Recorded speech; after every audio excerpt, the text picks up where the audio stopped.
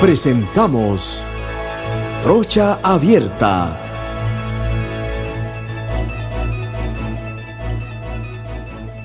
Bienvenidos a todos los que me están sintonizando a través de La Exitosa. Este es su programa Trocha Abierta. Hoy jueves estamos como siempre en compañía de Agustín Sosa Peñalba.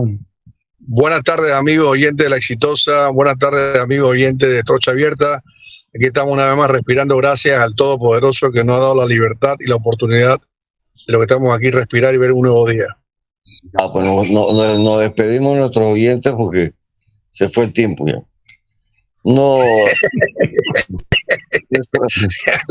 Entonces hay que darle la honra a Dios, hermano. Hay que honrar a Dios por lo que nos hace todos los días. Eso sí es verdad, cierto. Eduardo Castillero Lange, nuestro pariente. Muy buenas tardes a los oyentes de la gran cadena Exitosa, pidiéndoles disculpas porque no pude estar en 2 días en el programa y aquí dispuesto a servir en lo que mis capacidades permitan. Mira la cantidad de mensajes que recibí. Gracias a Dios no está Eduardo Castillero. Bueno, licenciado Mélito González.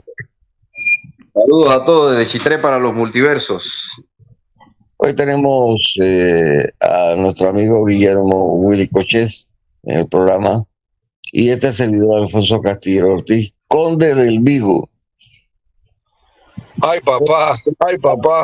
Saludos a todos, bendiciones y como bien dice Agustín, hay que darle gracias a Dios que estamos vivos y que debemos rendirle pleitesía a todo lo que significa el Señor. Buenos días. Así es. Bueno, Willy, vamos a un periodo de incidencia. Está abierto, más o menos, ¿no? Está abierto para el tema que usted quiere tratar y nosotros lo seguimos. Y bueno, seguiremos hablando de política también, ¿no? Por supuesto. Dime, Willy. Sí, como saben ustedes, lo he estado publicando en videos y en un artículo que escribí. El gobierno de Marruecos, en tiempos de Ricardo Martinelli, obtuvo o dio una donación muy cuantiosa al gobierno de Panamá, consistente en $4 millones. Eran 3.000 toneladas de fertilizantes dividido que llegaron a Panamá en 141 contenedores.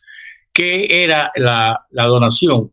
Marruecos es un país que tiene mucho fosfato y produce mucho fertilizante y nos donaron esa cantidad como signo de buena voluntad con el país que acababa de establecer relaciones con Panamá. El primer panameño embajador allá fue Demetrio Laciregui y consiguió esa donación que llegó a Panamá en los primeros días del gobierno de Juan Carlos Varela en el 2014. La donación, repito, era de 3.000 toneladas y eran 141 contenedores de 20 pies. Imagínense lo que es eso. Bueno, resulta ser que como nunca supo a dónde llegó eso y cómo a quién había beneficiado, era para los agricultores y ninguno lo recibió, yo mandé una carta al ministro Valderrama, nunca me contestó, nunca se dignó a contestarme. Presenté un habeas data que le tocó a la magistrada Maribel Cornejo, que dijo que yo tenía razón de pedir la información, pero no me concedió el habeas data y volví a presentar otra solicitud a Valderrama para presentar un nuevo habeas data, como en efecto dice, porque Valderrama no me contestó. El viernes pasado, el ministro Valderrama, quizás por la presión mediática que le puse con el video y la denuncia, que eso también está en la Procuraduría investigándolo, porque como dije en mi artículo, se trata como de perder en tu recámara un elefante y tú no lo vas a encontrar, o en tu piscina un hipopótamo y tampoco das con él. Era una cosa tan grande que no se podía perder. Bueno, resultó que el ministro Valderrama me contestó la semana pasada que en efecto ellos habían hecho una investigación y no habían dado con el cargamento. Según él, nunca llegó al MIDA. Algo sorprendente por el tamaño de esa donación. Curiosamente, ayer una llamada del ministro de Agricultura, de Desarrollo Agropecuario en el gobierno de Varela, Jorge Arango, amigo mío, que me citó mañana para él explicarme qué es lo que ha pasado. Pero digo, son cosas que uno se pregunta, ¿cuántas donaciones habrán llegado a Panamá y que se pierden por negligencia de los funcionarios, porque alguien se la llevó? Porque a mí me llegaron a decir, mira, Willy, cuidado que ese fertilizante terminó abonando algunas tierras en la provincia de Herrera, allá donde eres tú. Ese tamaño de cargamento, los únicos que lo pueden tener en Panamá son dos empresas. Por el tamaño tan grande, no hay capacidad de almacenaje en el MIDA. Pero bueno, esa es una situación interesante, porque hay países que nos quieren ayudar y nosotros no aceptamos la ayuda o no le damos el curso debido. Entonces vamos a ver cómo queda esta novela, como yo le he puesto los contenedores fantasmas. Algo inaudito, que me imagino que ustedes comparten esa opinión mía, ¿no? ¿Cómo no? Una pregunta, Willy, con relación a eso. Espérate un momentito, Agustín. Willy, para que la audiencia... Acuérdate que él es castillero y tú no, así que él va primero. Pero en el hilo de lo que estás diciendo, para que la audiencia vea la magnitud de lo que son 120 contenedores de 141. 141. Bueno, vacíos los contenedores, tú puedes hacer un edificio como ahí en la Tumba Muerto. Hay un edificio de ISAE que se hizo con contenedores. O sea, eso es una cantidad monumental de lo que sería el desecho del embarque. Así es que imagínate tú. Así mismo es. O sea, es un tamaño que no tiene nombre. A ver, Agustín, ahora sí te dan chance los castilleros. Sí, ya me di cuenta que tengo que quedarme callado porque habló un castillero, bueno, que no es puro todavía, ¿no? Porque ya lo bajaron de categoría. De darse una situación, por ejemplo, que es una donación de Estado a Estado y estar en manos de un privado, de una ente privado, ¿qué cabe ahí legalmente por el tema de que podamos ilustrar a la audiencia si se encuentra eso en lugares privados y no en el Estado como efecto debería estar? Bueno, ahí hay un robo, porque eso es lo que es una donación debe ser vigilado por todos los entes estatales. Esto me recuerda un caso que quizás vale la pena recordar. ¿Recuerdan el caso de la Fundación Mar del Sur? Donde se recibían del gobierno de Taiwán y crearon una fundación que Contraloría no tenía nada que ver con eso.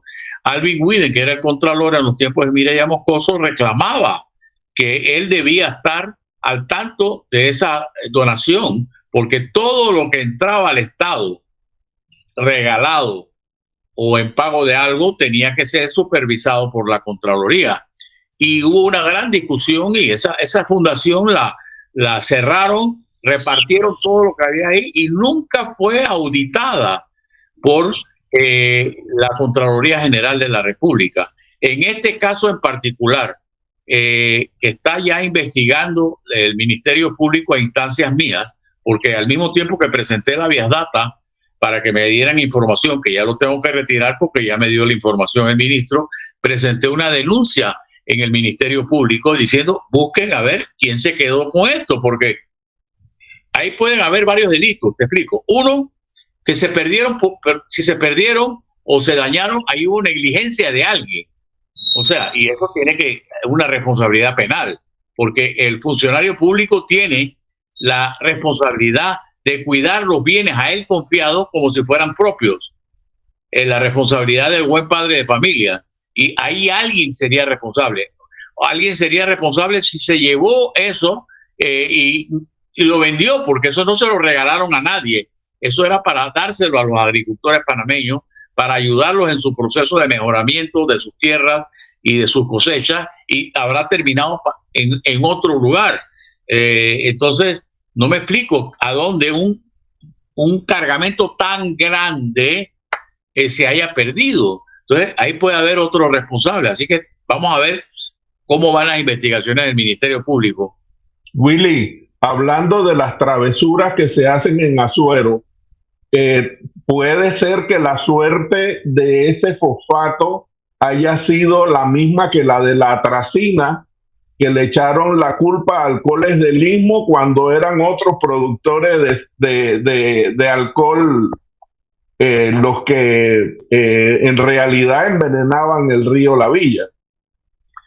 Podría ser, pero en este caso hay una pérdida, que puede ser que se perdió por negligencia o puede ser que alguien se lo llevó, pero alguien tiene que ser responsable.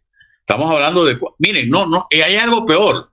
Cuando ese embarque llega por la inoperancia e ineficacia de la administración Varela al principio de su gobierno, el cargamento se quedó en Manzanillo 5 meses, lo que le costó al Estado para poder retirarlo, porque sí lo retiraron, le costó $950,000 en almacenaje que le pagaron a la naviera Maersk. O sea, estamos hablando de que ya toda la operación, la donación y el almacenaje ya subieron a 5 millones. O sea, hay una lesión importante. Pero increíble de lo que yo leo del ministro Valderrama, que dice que encontró 20 casos del MIDA, casos de corrupción, y que no haya encontrado, que nadie sabe cuáles son, y deben haber sido parte del gobierno de Varela. Pero cómo nunca le llamó la atención, y le llama la atención ahora, después de casi 9 años, que yo lo hago público, porque he estado pidiendo información. El único periódico que ha estado mencionando esto es La Estrella, el año pasado, que mencionó este caso. Pero son situaciones inéditas, ¿no? Así que vamos a esperar a ver qué me dice el ministro Jorge Arango. No, es que ese tema, Willy, digo, no estamos hablando de 2 contenedores, 145 contenedores de 20 pies. Tú sabes la cantidad. Eso, como dijiste al principio, es como que te digan, que tú me digas a mí que se te perdió un elefante en tu habitación o tu recámara y no encontrar y documentación y todo. Y sí hay egreso de parte del Estado, como tú acabas de mencionar, de los $950,000 con relación a almacenar. Entonces ahí digo, yo no sé qué te podrá decir el exministro Arango mañana o cuando vaya a tomar, porque, o sea, ¿qué va a decir? No, lo que pasa es que eso todo se dañó, ¿no? Que se dañó, pero ¿dónde está el reporte que todo eso se dañó y no funcionó? Eso está muy delicado, ¿no? Mira lo que dijo Valderrama, que eso nunca llegó al MIDA, no está registrado como que haya llegado al MIDA. Entonces se retiró de Manzanillo, se pagó con fondos del Estado el almacenaje y fantasma en el aire. Pero Willy, y los contenedores, las mulas que sacaron esos contenedores del puerto, ¿qué dice aduana? Bueno, él dice ahora, el ministro, después de mi denuncia, que está cursando información o solicitando información con todos aquellos que tuvieron que ver con esta operación, donde esta aduana, pero es muy fácil. Busca quién pagó eso, de qué fondos se pagaron, y ahí sigue, dale el seguimiento. O sea, ese es el gran problema de los que denunciamos, que nosotros no tenemos los instrumentos para poder comprobar lo que denunciamos. Eso le corresponde a los funcionarios públicos, y si los funcionarios públicos están en connivencia con algún comerciante, con algún... no tiene explicación realmente lo que yo he denunciado. No tiene. Pero veremos, pues, y vamos a seguir, porque quiero saber a dónde fue a parar eso, pues, ¿no? Tú que estás allá en Chitré, Mélito, ¿cuánta gente no se habrá beneficiado con una bolsa? Eran bolsas de 50 kilogramos Eran miles de bolsas. 110 libras. Pero De fibra, sí. yo voy a parar a alguna finca los contenedores. La pregunta, ¿por qué el gobierno de Nito no ha hecho nada de investigación con respecto a Varela? No entiendo. Yo tampoco lo entiendo. Tampoco lo entiendo. Esos son los pactos que se hacen de los gobiernos nuevos con los gobiernos anteriores. Yo no quiero investigarte porque yo no quiero que a mí me investiguen cuando yo salgo. El único que ha roto esa regla y no le ha ido bien, porque también ha quedado implicado, ha sido Varela, que implicó a Martinelli y a funcionarios de Martinelli en toda clase tenía el poder de una procuraduría afín a él. Y eso me imagino que es lo que va a pasar en el próximo gobierno. Con el procurador que se designe, se van a destapar muchos casos de este gobierno, a pesar de que Carrizo dice que todo se ha hecho bien, ¿no? ¿Qué te pareció a ti la entrevista que le hicieron a Gaby Carrizo en Telemetro? Bueno, mira, me tocas un punto interesante. Ayer yo observé con detalle la entrevista de José Gabriel Carrizo en Telemetro, pero también observé ayer la que Edwin Cabrera le hizo a Martín Torrijos. Hay una diferencia de 1 a 1000 entre un candidato y el otro. Gaby Carrizo, además de decir toda clase de embustes sin ningún tipo de sustento, decir que no hay que llamarle el desorden de la descentralización, sino las bondades de la descentralización. Comparas ese candidato y las respuestas que él dio, tan huecas, tan llenas de datos inexactos, y comparas a un candidato con capacidad, con experiencia, como Martín Torrijos, que domina todos los temas, te das cuenta de que en su primera aparición pública en una entrevista ha hecho lo que ha sido motivo de hazmerreír de todas las redes sociales y de los comentarios. La profesora Maribel Gordón, el diario La Prensa ayer desmenuzó lo que dijo Gaby, haciéndole ver que muchas de las cosas que dijo son mentiras. Entonces, realmente estamos frente a un gobierno que inclusive confunde. Hay normas del Código Electoral, creo que el mismo diario La Prensa ayer lo mencionó, que prohíben al funcionario o al candidato mezclarse como funcionario. Ayer Gaby Carrizo, después de esa entrevista, tiene una reunión donde no invita a 2 miembros del Consejo Ejecutivo Nacional del PRD, a un diputado Brose, que creo que ha estado o a Julio Mendoza, que ha estado con Cristiano, y al mismo Cristiano, que son miembros del CDN, y lleva al director de centralización, al presidente del Consejo Nacional de Descentralización, el señor Hepburn, que fue funcionario del Ministerio de la Presidencia. O sea, mezcla su función de candidato con funcionarios públicos. Eso es un delito. Lo que pasa es que aquí no tenemos ningún tipo de autoridad que vaya a investigar esas situaciones. O sea, estamos incurriendo en situaciones delictivas de parte del candidato oficialista. Y eso hay que repetirlo.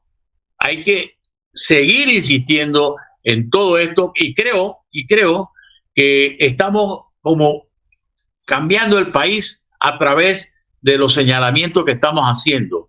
¿Por qué digo esto? Porque, por ejemplo, en el tema del contrato con la minera hay un movimiento nacional en contra de la minera. En el caso del famoso mercado de Fábrega, fue la opinión pública la que derrumbó ese absurdo proyecto. Hay protestas por la mina de Cerro Quema, ahora hay otras minas en Chiriquí. O sea, la opinión pública organizada a través de las bases de los diferentes distritos, de los diferentes grupos, se está haciendo sentir, y eso y tenemos que seguir en ese camino de denuncia como esta que he hecho yo del Ministerio de Agricultura, y otras más que seguiré haciendo, porque tienen que escucharnos al final. Miren, las peleas que se han dado dentro del PRD son verdaderamente lamentables. Y me recuerdan los tiempos de lo que llamaban los militares la patria boba. Quizás Mélito no recuerda, que es más joven que nosotros, pero aquí en el año 68 había un diputado, Rigoberto Paredes, que llegó a la iglesia del Carmen a robarse urnas a punta de pistola. Entonces, como que vamos regresando a situaciones que creíamos superadas ya. Y tenemos a un candidato oficialista que va por el camino de cometer todas las ilegalidades propias de los procesos electorales antes de 1968 y después de 1968, porque los militares también manejaron procesos muy fraudulentos. Willy, un detalle sobre la mina que poco he escuchado se comente es el hecho de lo que atenta la mina contra el acopio de agua que necesita el canal. Mira tú, hasta esta gente están dispuestos a agarrarse el rabo con la puerta para salir del desespero por plata en el que andan. Bueno, mira, tú sabes que yo he sido un denunciante de algunas ilicitudes de parte de Minera Panamá. Una de ellas, totalmente comprobada y aceptada por ellos, fue que antes de crearse ANATI, ellos pidieron casi 7.500 hectáreas adicionales a las que ya tenían.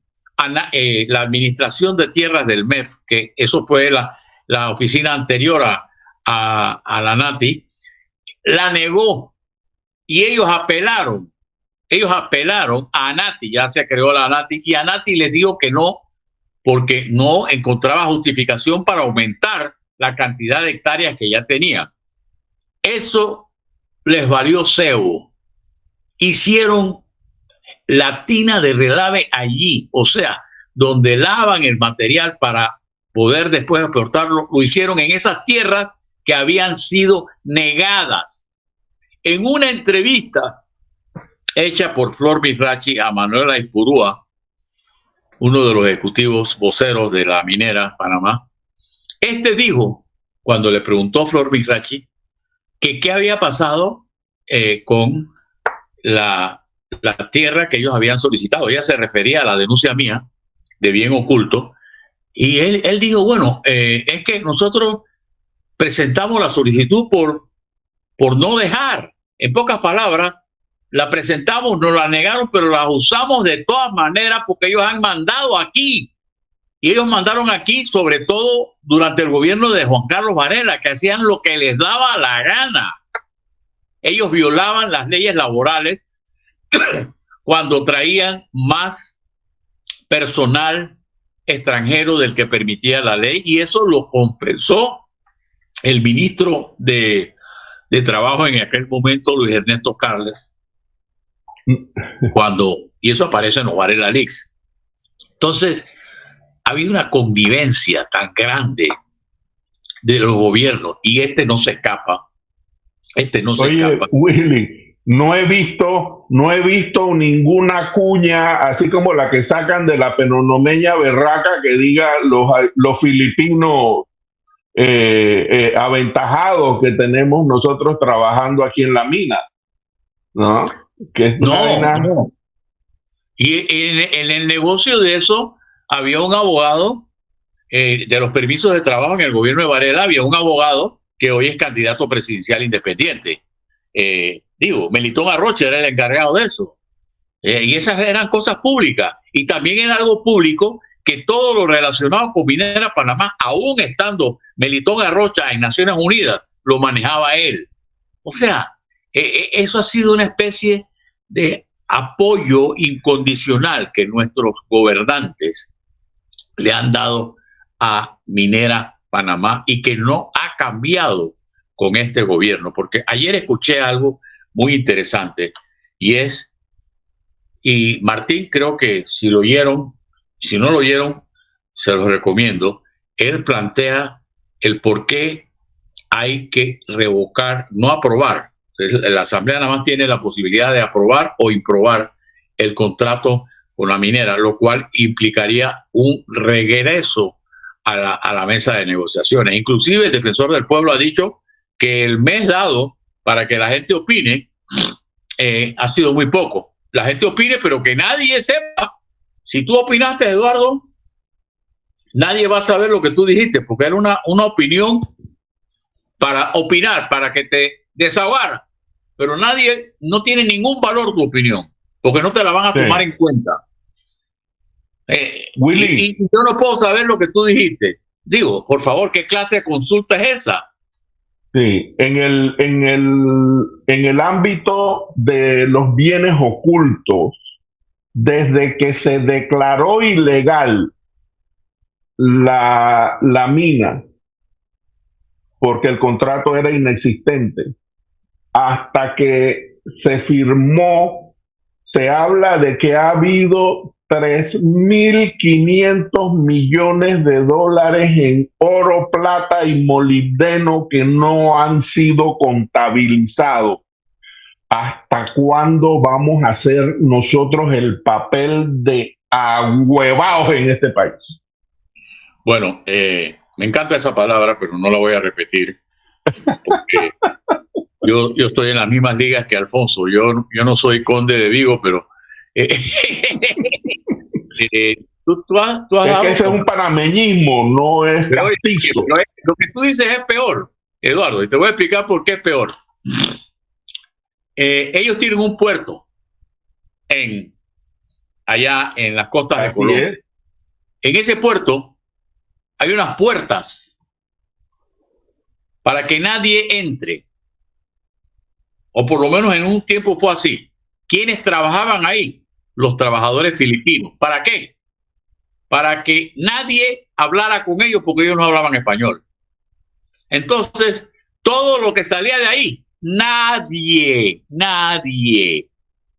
tiene manera de verificar si sacaron 1 tonelada de oro o 2 toneladas de cobre. No hay manera física, porque el Ministerio de Comercio no tiene personal para eso. No tiene.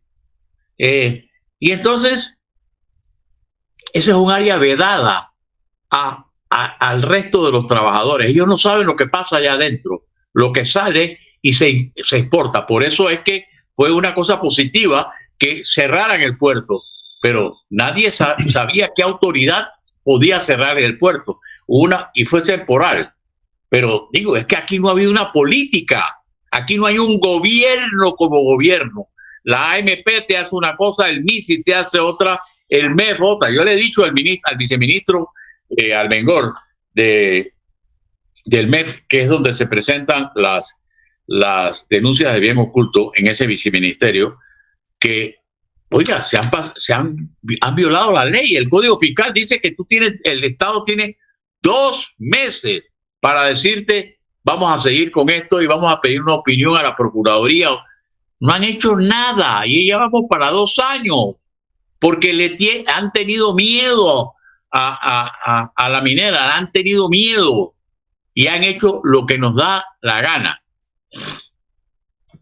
Yo dificulto que ese contrato se vaya a aprobar, porque las manifestaciones aquí van a ser muy graves contra el gobierno. La opacidad ha sido tan grande. Hoy oí al ministro Alfaro hablar en un canal de televisión, creo que el Canal 2, diciendo que es la primera vez que un contrato de esta magnitud ha sido dado a conocer a la población. Y Vizcarra le dijo, bueno, así es que tiene que ser, pero ha bastado que nos lo enseñen. Si no podemos opinar sobre él, o si lo que podemos opinar les va a importar un comino que lo opinemos, porque sí. Oye, Willy, lo que me dicen Agustín, lo que diga Eduardo, nadie va a saber. Nada más para que te desahogaste diciendo, a mí no me gusta el contrato por esto, y nadie te va a prestar atención. Nadie. Willy, Me dicen que el muchachito Alfaro es hijo de Eloy Alfaro, que es una persona con un carácter realmente especial, que la persona que me lo dijo dice, no me extraña que le haya quitado la pluma y le haya dicho, mira muchacho, esto se hace así. Bueno, mira, yo siempre he tenido en gran estima a Eloy Alfaro, pero hace unos días esa estima como que tambaleó un poco cuando vi que era el presidente de la Junta de Escrutinio del PRD. Y digo, realmente quedé estupefacto verlo al lado de Vinicio, del otro, y digo, oye, pero yo tenía tan buena opinión de Eloy Alfaro, el colega Eloy Alfaro. Es que olvidemos de eso, sino realmente esto no ha sido negociado por el bien de Panamá, esto ha sido impuesto por la minera. Hay algo que la gente no sabe. Minera Panamá, que es la dueña de Minera Panamá se llama First Quantum. Es una empresa que tiene todo tipo de problemas en Uganda, en España, y ha tenido deuda. Ha tenido tales deudas que para garantizar las deudas pone como garantía nuestra mina. Nuestra mina debe ser garantía para nosotros, no para ellos. No sé si me estoy explicando. O sea, sí, son situaciones que no tienen sentido. Ahora, y una pregunta, Willy. ¿Tú crees que aquí se hagan manifestaciones en contra del contrato de la mina? Me refiero, cuando te digo manifestaciones, manifestaciones que ya las manifestaciones, no, como ocurrirá en la campaña política, ya no son masivas, sino son a través de los medios, de las redes sociales, de las opiniones de la gente. Pero sí, yo creo que los diputados van a pensar mucho, no por la patria, porque yo no creo que los diputados, con todas las conductas que han reflejado en estos años, sean dignos de decir, bueno, ellos actúan en base a la patria, en base a sus intereses. Yo creo que van a quedar tan marcados si dan un voto favorable, sin conocer el contrato, porque yo que estuve en la Asamblea 9 años, yo te puedo decir que gran cantidad de los diputados o en ese tiempo legisladores no leen una cosa tan compleja, tan técnica como es un contrato minero. Entonces, ese voto favorable les puede costar, vuelvo y repito, ellos no van a pensar en patria, ellos van a pensar en su posible reelección, porque creo que van a quedar muy mal, porque todas las cosas que se han dicho no han podido ser rebatidas. Aquí lo único que vemos de la minera son las campañas pagadas multimillonarias que tienen los canales de televisión y las emisoras de radio. Y hay muchos periodistas que están apoyando, entre comillas, a los dueños de la mina. Entonces, yo realmente creo que sería positivo, como bien dijo Martín Torrijos ayer, que se renegocie y se renegocie con una amplia participación. Creo que el momento para llevar ese contrato a la Asamblea es fatal. Es como el convenio Filo-Hines. Cuando se acaba la guerra, pensaron los gringos que podían seguir con todos los sitios de defensa aquí y querían todas las bases militares. Yo, lector de la historia patria, me doy cuenta de que, bueno, ¿y cómo fue que los panameños despertaron? Bueno, una razón muy sencilla. La guerra, que se inicia en diciembre del 41 y que se intensifica en el 42 y ya va bajando después en intensidad, permitió al gobernante apaciguar, represar todo el sentimiento de lucha institucional, de lucha de los estudiantes. Cuando se acaba la guerra, esa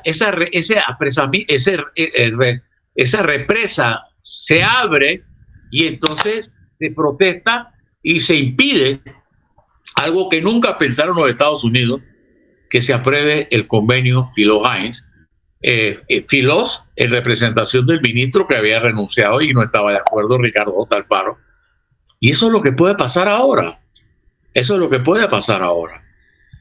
Porque hay conciencia, y por eso te decía que el trabajo de emisoras como ustedes, el trabajo de las denuncias que hacen varias personas como Ernesto Cedeño, Miguel Antonio Bernal, y las que hago yo, han ido calando poco a poco y la gente va tomando conciencia de cuáles son sus derechos.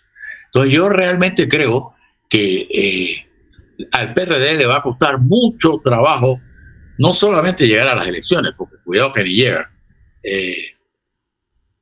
sino aprobar un contrato. En este momento de campaña electoral les va a ser muy difícil, por más dinero que dicen que van a soltar.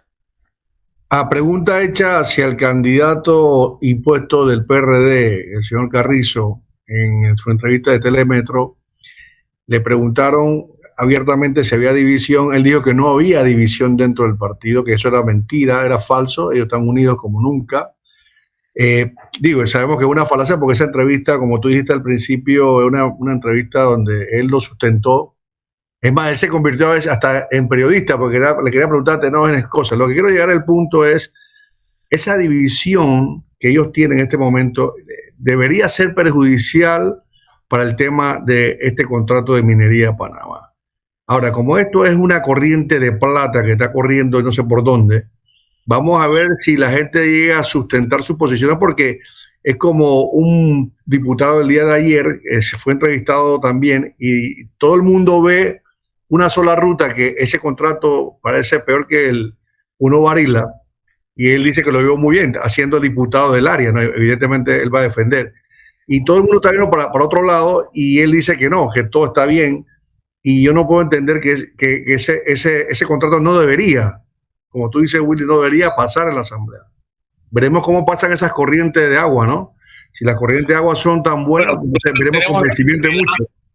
Tenemos la seguridad que diputados como Juan Diego Vázquez, me imagino que habrán otros, se van a oponer, y él ha dado sus razones muy profundas, y de repente van a haber consultas en la Asamblea, a no ser que quieran aprobar esto a tambor batiente, pero cualquier fórmula que utilicen va a ser negativa.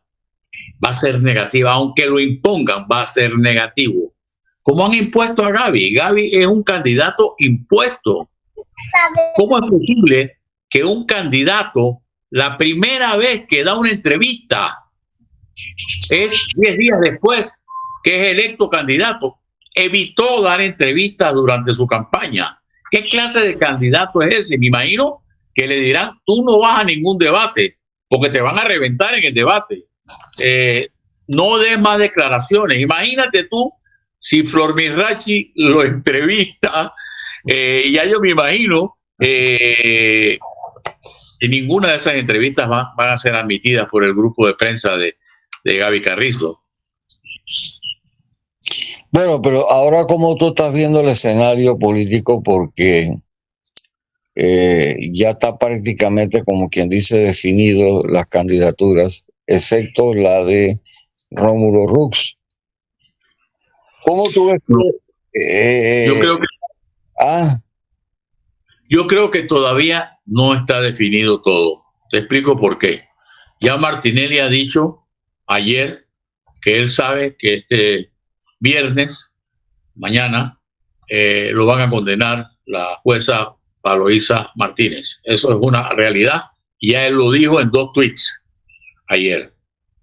Esperemos que sea cierto. Él debe tener alguna información, alguien que todavía no sabemos si él va a correr o no va a correr. Eso es una incógnita, porque los encuestadores te lo dicen y te lo admiten. Si Martinelli corre, Martinelli gana. Es una realidad. Pero nadie sabe todavía cuál será el resultado judicial. O sea que esa es una incógnita. Segundo, está la candidatura de Rómulo. Y Rómulo tiene a gente esperando a su candidatura, como Blandón y como País. Lo han dicho públicamente. Y el argumento que dicen que por qué tienen que ayudar a Rómulo es porque si gana Yanivel le gana el subsidio electoral. Imagínate en qué cosas piensa. El subsidio electoral, que son 12 millones de dólares para Cambio Democrático, y que eso ayudaría a Yanivel si gana la presidencia.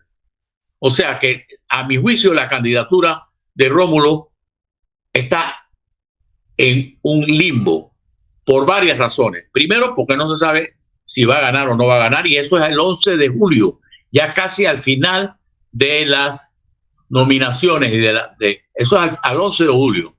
Segundo, Rómulo no puede enfrentar cuestionamientos sobre temas candentes del acontecer nacional, como es el caso de la minera, como es el caso de Panamá Ports.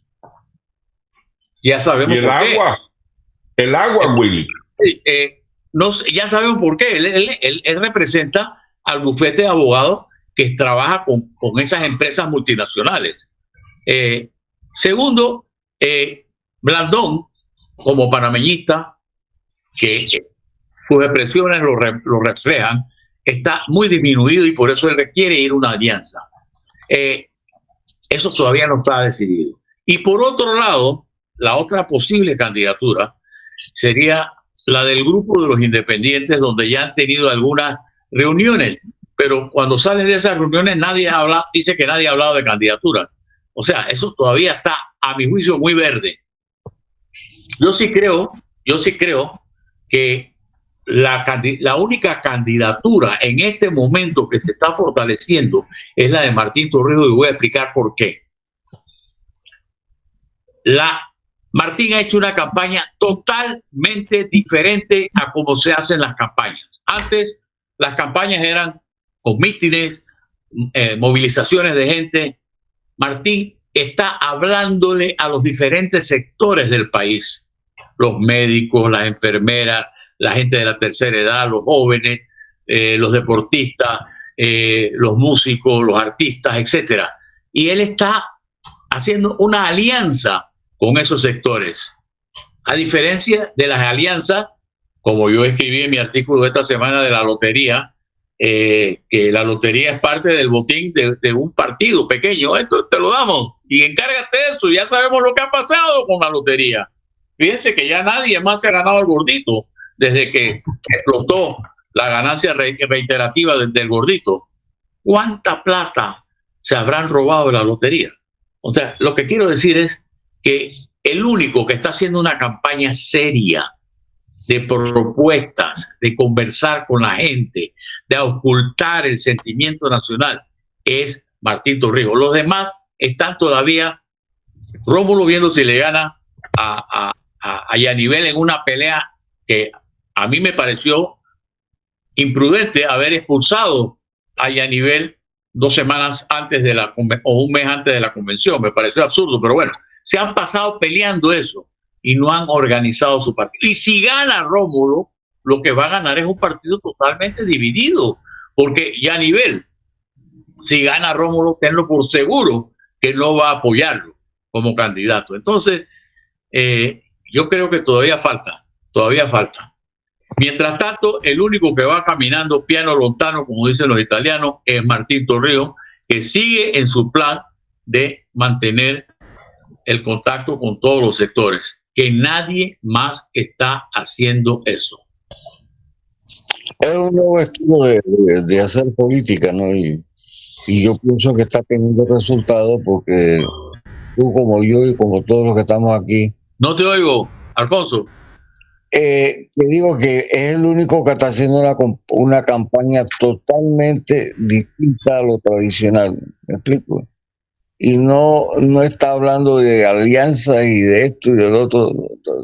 Yo creo que está surtiendo efecto, porque las encuestas que me mandan, que le llegan a ustedes también, está demostrando que ya Martín tiene una fortaleza política y no ha iniciado su campaña en realidad. Prácticamente no te oigo, pero sí creo y comparto contigo. Yo sé que se están haciendo encuestas, pero no debemos darle mucho valor a esas encuestas, porque a veces te la mandan, no tiene quién la hizo, ni quién es el responsable. Pero yo sí creo que Martín sí tiene una alianza, pero no una alianza electoral propia de los que se dividen el gobierno como un pastel. Y él tiene una ventaja sobre todos los demás. Y te voy a decir cuál es. Es el único, por haber estado adentro del monstruo, que lo puede criticar. Él critica a los diputados PRD, critica la actuación de la dirigencia PRD, y nadie más lo puede hacer. ¿Por qué?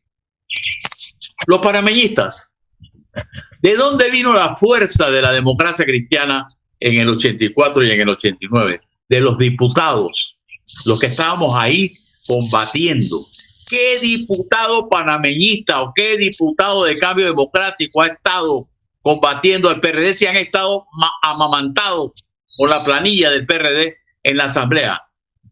Ni Brandón, con el perdón, él que fue mi alumno muy querido, y Rómulo Ruz pueden decir que lo que ellos han dicho en contra del gobierno es replicado con actuaciones dentro de la asamblea. Ninguno puede hacer eso, ninguno. El único que puede criticar, y con razón y con autoridad, es Martín Torrijos, porque él viene de adentro y él sabe lo que hay allí, lo cuestiona a Vinicio y cuestiona todas las porquerías que se han estado haciendo. No, y también él también, Willy, él es una persona que va a jalar a muchos PRDs, muchos, cuidado más en su mayoría de PRD que van a irse a la tolda de PP para votar por él, porque él es el candidato que realmente va a poder hacer algo diferente con relación al PRD, porque el PRD con el que está impuesto no tiene mayor capacidad de triunfo. Digo, al menos que aquí estén ya fraguando un tema de fraude por la otra ruta. Martín va a jalar a toda esa gente del PRD, se lo va a llevar él. Eso es algo evidente, porque hay algo que se llama división. Si antes hablábamos que había una división del PRD, hoy está sumamente marcada esa división. Así que es una ventaja que él puede traer, que él se puede llevar por lo menos 300,000 personas para el lado de allá. Mira, esa percepción tuya, Agustín, se corrobora cuando yo preguntamos qué es lo que más le molesta a la gente del gobierno actual. ¿Le molesta Cortizo? ¿Le molesta Carrizo? Bueno, no le agrada Carrizo. ¿Le molesta la asamblea? Por supuesto, la asamblea apesta. La asamblea con sus planillas, con los fondos de descentralización, con la carilimpieza, como te contestan. Bueno, nosotros tenemos, como dice Vinicio Robinson, tenemos derecho a tener más fondos de descentralización porque nosotros somos gobierno. Muy bien, por favor. Digo, entonces eso de la asamblea, el único que puede capitalizar eso, y lo está capitalizando, es Martín Torrijos, porque es el único que los ha criticado de frente. Los demás no pueden hacerlo. A ver, hagamos un ejercicio. ¿Cuáles son los diputados panameñistas? Además de Luis Ernesto Carles, ¿qué otros diputados panameñistas hay? A ver. No los conozco ni siquiera. Ni los conozco. Hay una que está en Arraiján, que era directora del IFARU, que yo en su oportunidad la acusé de estar usando las becas del IFARU para su candidatura. Ganó, creo que Yajaira Rodríguez, me parece que es. ¿Tú has oído hablar de ella en algún momento? Nada. ¿Qué otro diputado hay?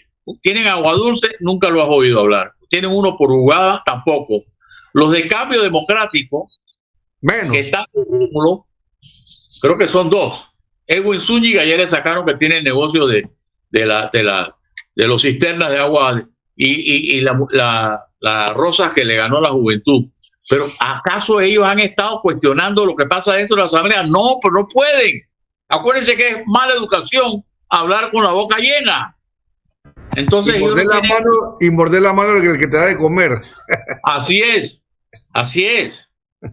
Digo, yo pienso que se nos está quedando por fuera un denominador común, que si bien todo se ha señalado bien, son las mafias que están detrás del escenario político. Cuando preguntaba al principio, lamentablemente estaba haciendo algo acá y no pude mencionarlo. ¿Por qué Nito no investigó a Varela? Porque Nito es Varela 2. El plan era, gana Varela, le damos el puesto a Varela y después le damos el puesto a Nito, ¿no? Nito fue parte del gobierno de Varela. cuando Varela le dan la silla presidencial, había un frente del PRD en el cual estaba Nito, que se fue a favor de Varela porque no querían a Juan Carlos Navarro por la posible vinculación que tuviera Juan Carlos Navarro con Ricardo Martinelli. Entonces Nito fue parte de ese frente que no apoyó al candidato del PRD, sino que apoyó a Varela. La muestra de eso más palpable fue que en la primera semana de gobierno o desgobierno de Varela, Nito estuvo en divisa, no sé si fue el miércoles o el jueves, nombrado en una comisión agropecuaria para salvar el agro en Panamá. Eso yo no sé, la gente no lo recuerda, no lo vio, no vio la prensa. Y esa comisión agropecuaria, ¿cómo terminó? Terminó con los productores tirando los productos en divisa en la carretera. Y yo recuerdo que Álvaro llamó a Nito y lo entrevistó y le preguntó cuando quería ser presidente, le dijo, oiga, pero si usted fue parte de la comisión, usted no renunció, usted qué dijo del agro, usted no hizo nada. Entonces a la gente se le olvidó, a los productores nuestros acá en el interior, se le olvidó que Nito había sido parte de ese programa, esa comisión agropecuaria, esa mesa agropecuaria, que no resolvió ningún problema, sino que lo que hizo fue acabar con el agro prácticamente. Entonces ese denominador común es el que dice, detrás de la minera en Panamá, porque decimos, no, que de China, que no. Cada vez que llega una transnacional a este país, esos mismos mafiosos que están detrás de los políticos tienen, acciones, comisiones y mucho dinero. Por eso va, porque va. Los diputados se convierten en empleados de esa gente porque le mandan los billetes para que se queden callados, para que aprueben a tambor batiente lo que haya que aprobar, previo maletinazo como antes en el Chanchoré, o ahora sobre, o Yapi, o no sé cómo lo están utilizando actualmente. Entonces, ese es el denominador común. Y asimismo estas mafias ahorita se están sorteando a ver cuál es el mejor candidato que represente mejor sus intereses para ellos seguir haciendo lo mismo, llámese con la minera, llámese con la descentralización paralela, porque están detrás, son mafias que están detrás de los políticos que los usan como títeres. Como yo he dicho aquí, Nito Cortizo es un títere a 3 manos, porque se supo manejar bien con 3 poderes de Panamá y por eso está donde está. Entonces, ese es el denominador común, ¿verdad? De todo lo que hemos estado viendo, ¿no? Siempre hay detrás, ¿verdad? Estas mafias que dicen, bueno, no, ponga al otro, no investigue, va para adelante. El que rompió esta línea fue Ricardo Martinelli, porque bueno, ya esa es otra historia, ¿no? Pero sí que quería que quedara claro al oyente de que detrás están las mafias, que son los que mueven los hilos del poder, que son los que se llevan toda la riqueza del país a través de estos contratos y todas estas cosas.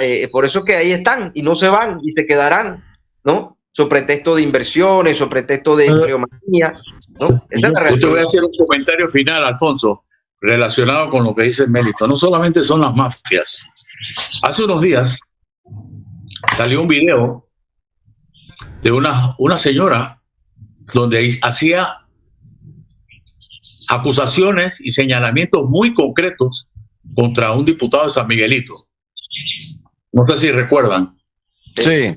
Yo le agarré ese video y se lo mandé al ministro de Seguridad, Juan Pino, y le dije, mire, el problema del narcotráfico en Panamá está como está, porque no llegan a capturar a los verdaderos responsables de todo lo que está pasando, y todo lo que está pasando implica aumento considerable de asesinatos por sicarios, aumento de lavado de dinero, como dice esa señora en ese video, y que me lo reitera gente. Bueno, este señor tiene restaurante aquí, actividad acá, o una estación de gasolina por aquí, etcétera, etcétera. Lugares que se prestan para lo que decía ella, lavado de dinero. Mientras, y le decía al ministro, mientras no vayamos o no vayan las autoridades, porque nosotros no podemos hacer nada, a buscar el verdadero problema que tenemos con esa gente y que la conoce, todo el mundo los conoce, todo el mundo los conoce, los señala, le dicen, y se burlan de nosotros, pues no hacen nada. Entonces, mientras no vayamos al fondo del problema con estas mafias, con estos narcos, con estos corruptos, las cosas se van a poner peor. Por eso es que hay que seguir en la lucha para evitar que esas cosas ocurran. Willy, Ya para para que terminar, quede, se nos fue el tiempo. déjame darle un tip a Willy para que quede dentro de las cosas por investigar. En los últimos 10 años no ha habido una solicitud de aumento de partida para nada en la lotería. Ellos se han mantenido por debajo del presupuesto. Por esa razón hacen y deshacen. Bueno, Pues, lamentablemente el tiempo. Dime, Willy. Bueno, te agradezco la invitación, Alfonso, cuando quieras. No, hombre, por favor, tú sabes que nos complace mucho que estés aquí con nosotros en el programa. Y yo lo que quería simplemente es decirle a usted que en esta ocasión se vuelve a repetir aquello de no a la reelección que funcionó en la campaña pasada. Debe haber una campaña. Funcionó a medias. Ah, Funcionó a medias porque elegimos a otros, pero tan malos o peores que los que teníamos. eso es lo que he dicho yo, ¿no? Que creemos que los nuevos que son en la vida privada,